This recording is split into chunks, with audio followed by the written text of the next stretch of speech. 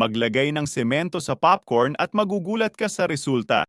Kumuha ng kaserola at painitin sa katamtamang apoy. Magdagdag ng kaunting langis. Ngayon, kailangan natin ng kaunting mais.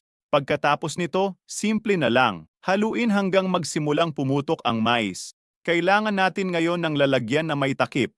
Kapag malamig na, kumuha ng popcorn at durugin sa kamay. Susunod, kumuha tayo ng kaunting semento. Siguro nagtataka ka kung para saan ito. Maglagay lang ng 1 kutsara, sapat na yon. Tapos, magdagdag ng 1 kutsarang baking soda. Takpan ang lalagyan at alugin ito. Para sa hindi nakaintindi, ito'y lason para sa ipis at daga. Tama, ganun nga.